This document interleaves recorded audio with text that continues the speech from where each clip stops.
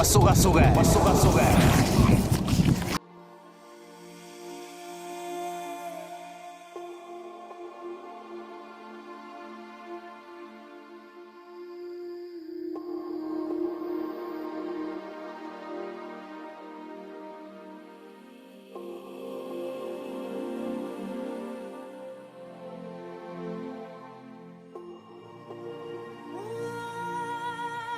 Sinamukele ukuhleleleni nilithanda kakhulu iWasukasukela.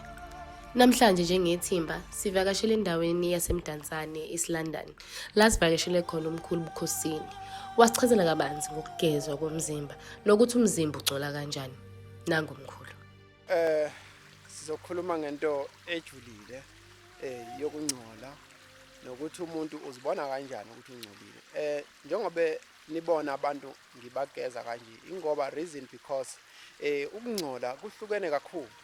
Abantu abaningi bayithatha izilento ukuthi umuntu ufuna yogeza kanti ukungcola kuhlukene. Abantu abaningi manje into engingayinothisa noma ngithandaza abantu abaningi abangcoliswa ukuthi bathunyelwe izilwane kodwa abantu abaningi bangcoliswa ukuthi mhlawumbe uthola nomuntu kade alahla isilwane useyasijomba lapha endleleni ngesikhathi usijomba lesilwane ujomba lento okuyiyona uthatha lento okuyiyona akusone sakho ingakho kuhlukene kabili ukugeza nokulahla. Abantu abakwazi ukuthi lento ukugeza nokulahla izinto eziwu2 ezahlukahlukene lezo. Masikhuluma ngokugeza ngokulahla enye into le ukulahla kusuke kolahla isilwane lesi okuyisona esithunyelwe kuwe kwathiwa esakho sihlala nawe bese sithi ukugeza bese kuba lapho kusithina lesilwane simane sayinamathela nje umane uphupha kabune emoya emdaka.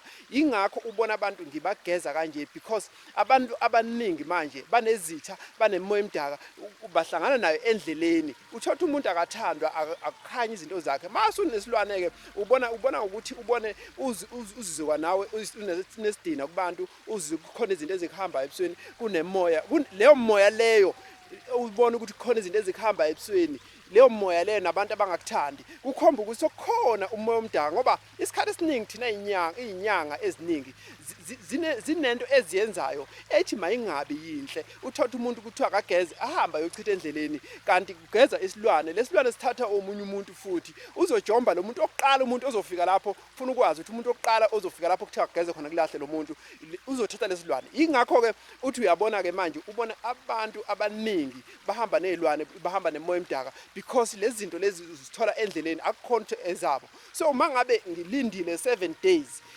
ngizobavasa labantwana ngisuke ngilindile 7 days lapho angikhathala ukuthi unenkinga enjani angikhathala ukuthi unebophe enjani angikhathala ukuthi ukufaswe kanjani kodwa lezi ilwane lezi okuyizona ngoba special manje izilwane ezima kakhulu nemoya emdaka kakhulu ile okuyiyona ukuthunyelwa khona abantu. Mangabe abantu bagezwa la thina njengabelaphi bendabuko siyakwazi lokho ukuthi ezibeni kukhona abanikazi bakhona wonke umuntu amadlozi akubo akhona. Ingakho mawubona ngifike ngishisa impepho njengoba ubona kushisa impepho ngikhanyisa ekhandlela because nomuntu bakhona abantu bakubo abasezibeni. So lamanzi vele uNkulunkulu wadalile ukuthi yonke into ephila kulomhlaba igezwa ngalamanzi. So manje mangabe ngifastile ngibathandazela abantu kunabantu okusuke ngizobasusa ukungcola namashwa namabhadi zonke izinto zabo kunabantu uthola izinto zabo azilungi nje kodwa akukhonta ilungi kungesimo sokuthi lento lena uhamba nayo akayazi uthatha. Yes thina njengabantu kakhulu ziningi indlela because abantu abaningi kuyenzeka uhlangane nomuntu kanti vele onanyatheliwe lesilwane bese kukwazi ukuthina ukuthi nidibane naye bese nihlangana nitholakala lesilwane because usuke anaso sakhe sinanyatheliwe kuye but bese sihlala kuwe kodwa futhi masihlala kuwe akusona isilwane esingasithi kuthiwa esakho into nje esuke ihamba nayo umoya omdaka leyo ekwenzela amabhadi namashwa so ubona izinto zakho zingalungi zingakhanyi. So abantu abaningi kuyabashaya kakhulu leyo nto kanti ufuna uqaphele once wabona ukuthi sokukhona ngathi akusahambi kahle ngisho umzimba wami ubone ngathi kuyaluma kunani emzimbeni is because kunalento emdaka kukhona uthola ukuthi mhlambe usebenza nabantu abathizeni labantu abathizeni basebenzisa imithi ekungcola special now njobe ubona ngibageza kanje ingoba ngisusa lezi zinto ezikungcola okusendleleni ukubona ngathi akukho right kodwa ubona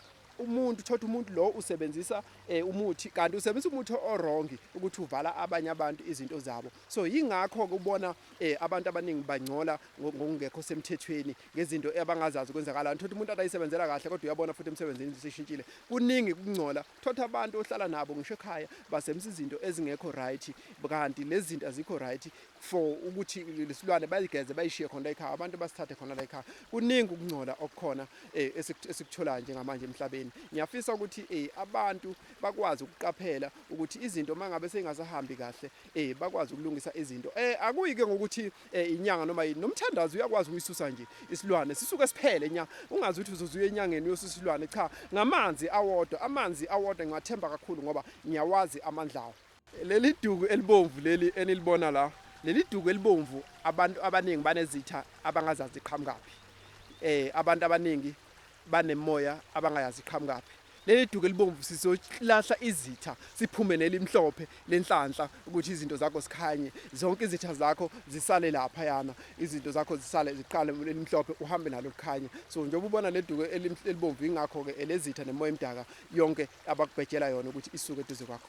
Iketanga kunabantu abafasiwe baboshwa kudala. Sometimes umuntu wababopha labantu laba kunenkinga phakathi kwabo, kunenkinga phakathi ukuthi labantu laba baboshwa bafasa amaketango, kunezinto ezingaqaqeki, umuntu wabopha umuntu washona. So leyo problem le i-problem engaqaqeki kalula, kodwa uma ufika neketango uphethe lelo ketango uza kumkhulu uyakuhlamba ashaye lento bese lizehlela lona automatically bese liyasala leketango uqaqeke lezi zinto ezindala ezayiboshiwe kuwo ngoba mayiboshiwe ziboshwe phezulu kwabatwana.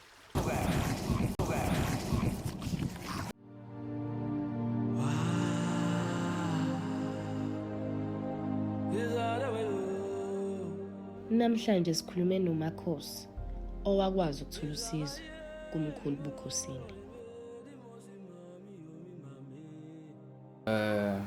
uMkhulu ogama lakhe lungusiza udabuka kwaMkhobo kodwa ngokuzenza manje usemkhomazi esigodini saseTanganyika. Ngizochaza kabanzi la ngokusizakala kwami kumkhulu Bukhosini nangokuhlangana kwethu. Ngibe umuntu oba nesimo sabantu abadala, ngakunakekela konke ngendlela efanele nginakekele ngayo, kodwa ngathi sengiphothulile ngaba nenkinga ukuthi ngiyavaleka. Ekuvalekeni kwami angisabi ngisho namaphupho, angisathongi kuthiwa ukuthonga ngolimi lasemngomeni. Ngahamba ngifuna kungakhulu ukuthi ohlangana, ngahamba ngizama abantu ukuthi bangisize kuyo yonke leyo nto. Kwangalunga, inkinga yaqhubekela phambili kakhulu. Ngagcina-ke ngiyalelwe omkhulu Bukhosini, ngamlandela ngathola ifoni number yakhe ngafonela silokhu singaqondani sasigcina siqondene kodwa. Nakhona wangichazela into eyilula nje mase sitholene naye. Engathi mase ngichazela zona ngazibona futhi ukuthi sisuka njengaphi. Ukuthi into yethu, into yami, inkinga zami kakhulukazi zazi into ezisondele kakhulu emndenini. Kwaphoqa ukuthi kuthatha isikhathi eside ukuthi ngigcine ngikwazi ukusizakala. Kodwa sakunakekela kakhulu. Ngizocosha nje lapha nalaphaya kancane. Kunesikhathi lapho ngangihlezi ngibuyelwa iphupho elilodwa isikhathi esiningi lokuthi ngijahe ulwandle. Isikhathi esiningi lokujahe ulwandle. Ngaze ngagcina sengimchazelile ukuthi nesimo esikanje. Wanginika futhi isisombululo. Waphinde wangisiza futhi ngokuthi angihambise olwandle afika ngenzise zonke izinto okufanele zenziwe khona ezayingenzekanga ngendlela efanele ngesikhathi ngisasentwaseni. Kwathi mase kwenziwe lokho kwanoshintsho olukhulu ngaphakathi kumina ngisho nasembonweni yami embala. Ngingengigcine lapho ngoba indlela umkhulu Bukhosini amsiza ngayo umuntu akakusizi ngokwethonga kuphela, uzokusiza ngokuthonga akusize ngokwesimo seyimali njengobhizinisi kanje. Ngiqala ukubonana naye nganginemoto, kodwa ngathi sengisondele naye ngembono yakhe nangosizo lwakhe ngagcina sengishintshile lento ukuthi ngibe nemoto, kodwa ngathatha leyo moto ngayishintsha ibhizinisi lokudayisa izimoto.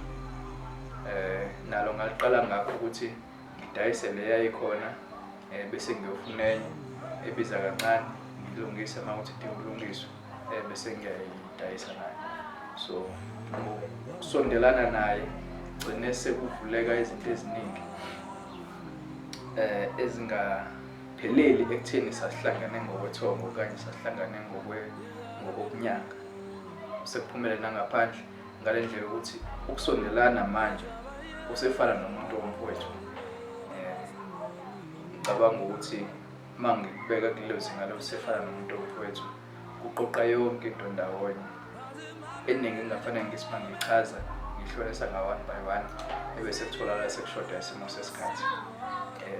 Ngicabanga ukuthi lokho sengichazile manje kuqoqa yonke into eyenzakalayo ekuhlanganeni kwami naye, nasekuzwaneni kwami naye, nasekusizaneni kwethu, ngoba nami manje sengibuya ngibe umuntu omsizayo naye kwezinye izinto bese zingasahlangene-ke nokungona ngoba phela impilo isabalele. So ngicabanga ukuthi konke sekuqoqile khona lapho, sesizwana ngale ndlela ukuthi usefana nomfowethu omdala nami sengifana nomfowabo omncane. Ngiyabonga.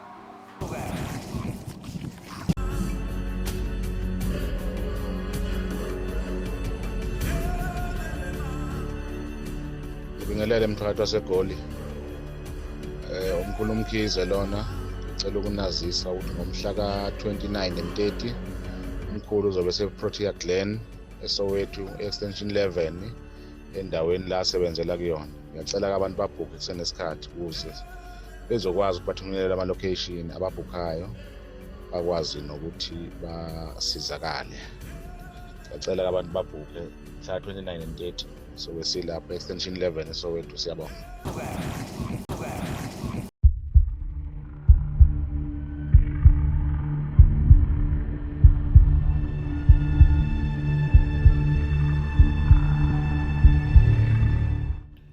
Siyithemba leKwasukasukela.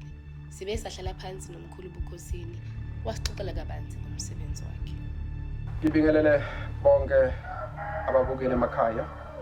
Ngiyabingelela nonke abasosizini, abasemajele, abasenkingeni, abasemthwaleni abakuyo. Ngithi uNkulunkulu anibusise. Nizosinda kule mthwalo enikuyona. uNkulunkulu abe nani enyembezeni ekuzona. Ngithi uNkulunkulu abe nani. Lo nibingelelayo ke ubaba uNomaphepha abambiza Khokhovula ihlabangani endaweni kaMhlaba yalingana le phansi kwaMhlaba yalingana. Oyinyanga ke olapha ngamakhambi esintu okuhlukahlukana bakithi. Akhona amakhambi esintu enginawo, akhona futhi engenawo. Mangenayo into anginayo ngiyakwazi ukutenta nginayo into. Ngibuye ngicela kubalaphi bendabuko, ngicela bayeke ukuthi banazo zonke izinto, bayeke ukuthi badlale ngabantu. Ngicela ukuthi bakwazi ukusebenzisa isintu, bakwazi ukusebenzisa amakhambi ngendlela okuyiyona. So kumele lapha endabuko ke mina anginayo ilotho, anginayo ikhasino, anginayo amagundane, angiyenzi imali. Lezo zinto anginazo, but uma ufuna impilo nokuphila kimi, ucela kimi, ngiyakwazi ukuthi ngikusize. Nangomthandazo ngiyakwazi ukusiza ulapho khona, noma ngabe ukuliphizwe, noma ngabe uphesha kwelandle, ngiyakwazi ukusiza ngomthandazo kaNkulunkulu ngoba ngimandla kakhulu kuwona. uNkulunkulu anibusise. Umkhulu ke unama branch amaningi anawo eSouth Africa.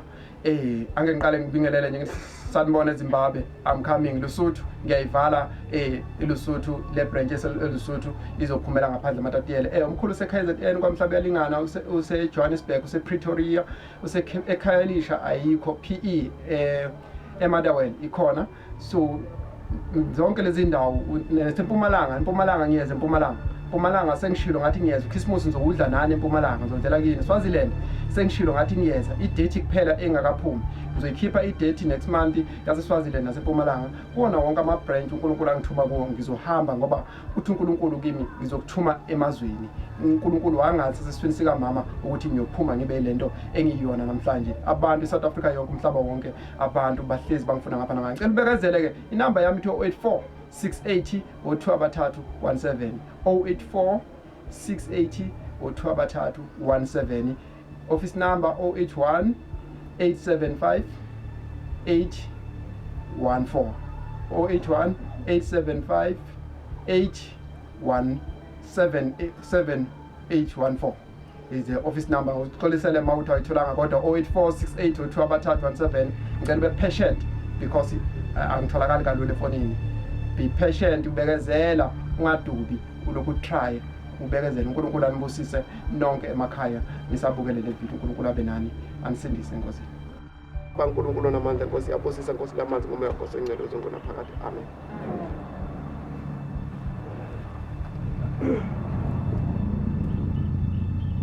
Baba uNkulunkulu wezona, Baba Nkosi yokulunga, Baba mnikazi wezinto zonke, Baba themba lamathemba Nkosi, usukhona phambi kobuso bami, ngiyakuzwa ngilozo zingcwele. Baba uNkulunkulu ozingcwele Nkosi, ngiyakuzwa Mesiya olungilekho, ngiyakuzwa themba lamathemba, ngiyakuzwa uNkulunkulu onothando, ngiyakuzwa Mesiya olungilekho Baba. Baba ngiyakuzwa ngilozo zingcwele uNkulunkulu namandla Nkosi, yabusisa Nkosi lamanzi uNkulunkulu namandla Baba. uNkulunkulu ozingcwele Nkosi, qaqa lezibopho uNkulunkulu namandla iphezu kwabantwana bakho. Qaqa uNkulunkulu namandla Nkosi lamafindo Baba. uNkulunkulu ozingcwele Nkosi, kunabantwana uNkulunkulu namandla babizwa abathakathi, babona abathakathi. Kunabantwana themba lamathemba Nkosi, izingane zabo Nkosi azisebenzi zonke Nkosi phakathi kwekhaya. Kunabantwana Mesiya olungilekho uNkulunkulu namandla Nkosi, abagulayo Baba. Kunabantwana uNkulunkulu namandla Nkosi, abathe bayazama Nkosi Baba bawiswa uNkulunkulu namandla. Baba konke lokhu Thixo ukubonile. uNkulunkulu ozingcwele Nkosi, utheke ima uthenga amala, uthenga golide, awuthenga siliva, uze wathi Nkosi ufuna Nkosi umuntu lona lo Nkosi obeka ithemba lakho Nkosi kuye uNkulunkulu namandla. Baba Mesiya olungilekho uNkulunkulu namandla Nkosi, ehlisa ingalo yakho Nkosi yomusa uNkulunkulu namandla phezu kwabantwana bakho. Kunabantwana engizawabiza la, izimo azizinhle kubo.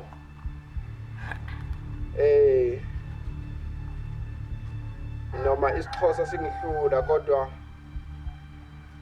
ngicela ukubiza ngesingisi. Kunomntana abafuna ukumetha u-beautiful lady. U-beautiful lady bathu bani ngesizulu untombenhle, ntombentshe. Uthi lo muntu ngicela ukuthi ngoba amagama ayafana.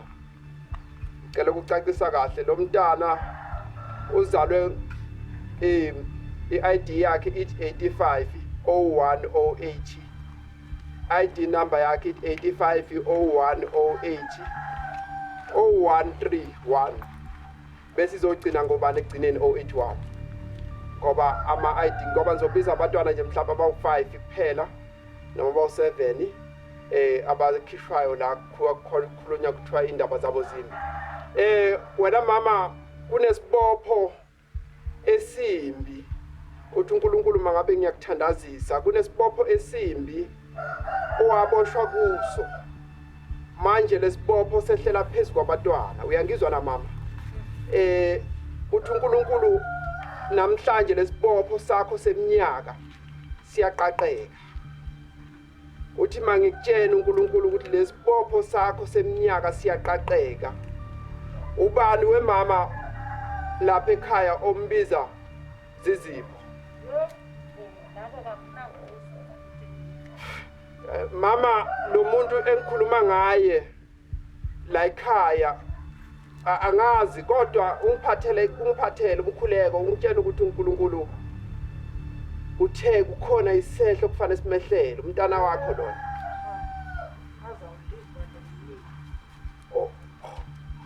Manje ngibona wena gogo ugcoka inzila kodwa bese kuthiwa kimi lenzi wena mama into enkinga njobe ngikhuluma nawe lesibopho abantwana bakho bonke bathi mabafika lapha yana sithi grade 10 lapha nawe wagcina khona ngazi noma grade 10 nombana uthi lo muntu mangabe bafika ka grade 10 baya ka 11 12 abakwazi ukufika ka 12 kodwa bathi babafika lapha ka grade 10 bonke labantwana bese baqale bashintshe bonke. Uyangizwa na?